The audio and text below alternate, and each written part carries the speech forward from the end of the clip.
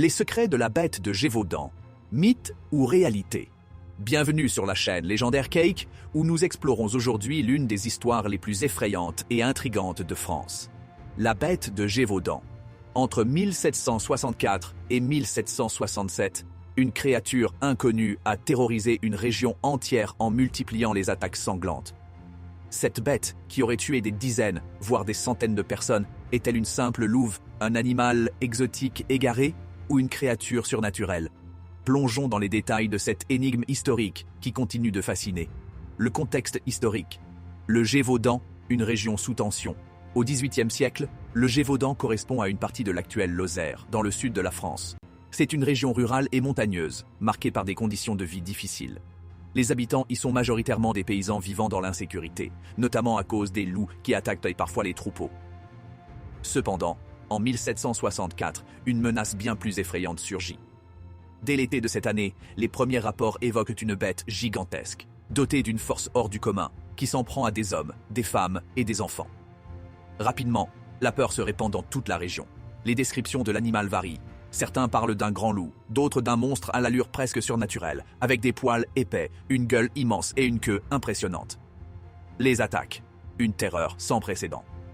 Entre 1764 et 1767, plus de 100 attaques sont attribuées à la bête. Les témoignages rapportent des scènes effroyables, des corps mutilés, parfois décapités, et des attaques répétées sur des villageois sans défense. Les victimes sont souvent des jeunes femmes et des enfants, attaqués alors qu'ils gardent des troupeaux dans les champs ou les forêts. La bête semble insaisissable. Les battues organisées par les habitants et les chasseurs locaux ne donnent aucun résultat. Pire encore, la créature semble dotée d'une intelligence étonnante. Elle évite les pièges et attaque là où on l'attend le moins. Cette réputation d'invincibilité renforce le climat de peur. Les premières théories, loups, hybrides ou créatures exotiques. Les hypothèses pour expliquer la nature de la bête de Gévaudan sont nombreuses et variées. Un loup gigantesque.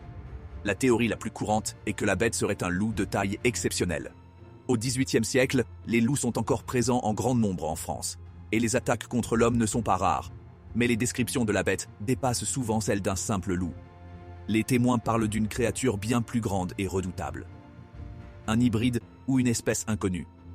Certains pensent qu'il pourrait s'agir d'un croisement entre un loup et un chien, créant un animal au comportement atypique. Cette hypothèse expliquerait en partie l'agressivité et la taille inhabituelle de la créature.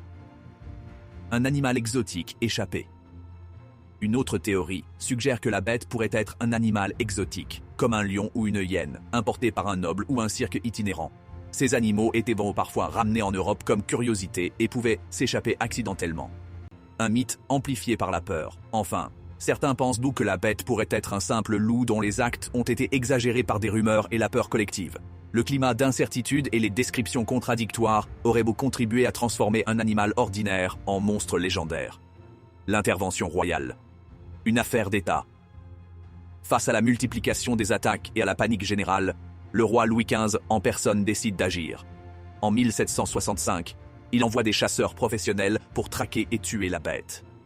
Parmi eux, François-Antoine, porte-arquebuse du roi, abat un grand loup près du village de Chazes. Le cadavre de l'animal est exhibé à la cour et beaucoup pensent que la menace est enfin écartée. Cependant, les attaques reprennent quelques mois plus tard, semant le doute sur l'identité de la véritable bête. Finalement, en juin 1767, un paysan nommé Jean Chastel abat une créature qui, selon les habitants, correspondrait à la description de la bête. La légende raconte que Chastel aurait utilisé des balles en argent bénite, renforçant ainsi le caractère mythique de l'histoire. Une légende qui perdure. La bête de Gévaudan continue de fasciner, même plusieurs siècles après les faits. Elle inspire des livres, des films et des séries télévisées. Les historiens et les cryptozoologues débattent encore sur la véritable nature de la créature, tandis que des touristes affluent dans la Lozère pour visiter les lieux marqués par cette légende. Les récits autour de la bête mêlent faits historiques et folklore, créant une histoire à la frontière entre réalité et fiction.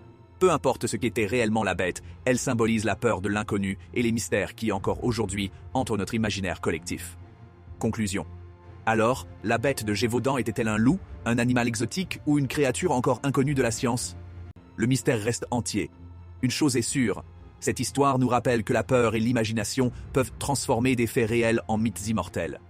Merci de nous avoir suivis sur Légendaire Cake pour cette plongée au cœur d'une énigme fascinante. À très bientôt pour d'autres aventures extraordinaires.